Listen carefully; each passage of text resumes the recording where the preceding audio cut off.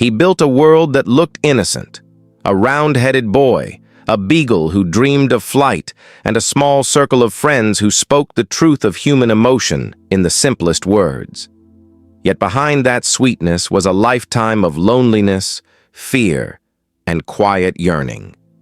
Charles Schulz drew not just characters, he drew pieces of himself.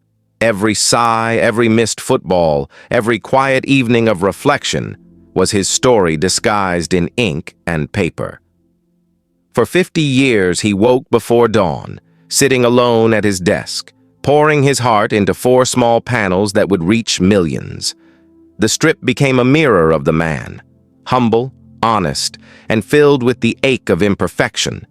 Charlie Brown's endless hope, Lucy's stubbornness, Linus's fragile faith, they all came from him. Even Snoopy, dancing on his doghouse or imagining the skies of war, was Schulz's dream of freedom. Peanuts was not just a comic. It was his diary, written with humor instead of tears.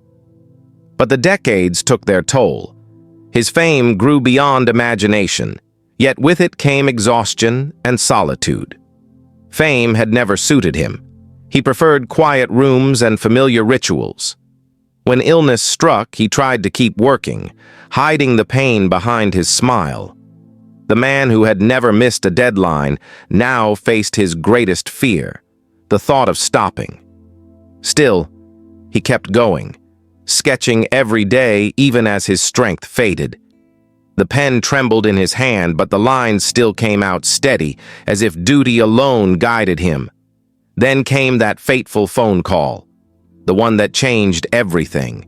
It was the call confirming that his final strip would run, that his retirement was official, that Peanuts had reached its end. To the outside world, it was just business.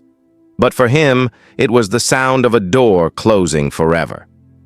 Hours later, surrounded by family, the man who gave voice to a generation slipped quietly away. The ink on his farewell strip had barely dried when the news spread that he was gone. The next morning, newspapers across America carried the final Peanuts Sunday strip. It contained no punchline, no new joke, only a simple, heartfelt goodbye. Dear friends, I have been fortunate to draw Charlie Brown and his friends for almost 50 years. How can I ever forget them? Millions of readers wept, realizing that his goodbye was not only to his characters, but to them as well. That weekend, time itself seemed to stand still.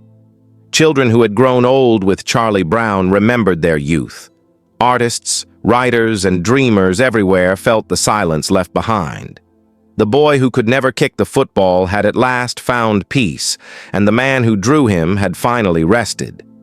The story ended not with applause, but with the quiet rustle of a Sunday paper, and the knowledge that one phone call had ended a lifetime of love, laughter, and ink.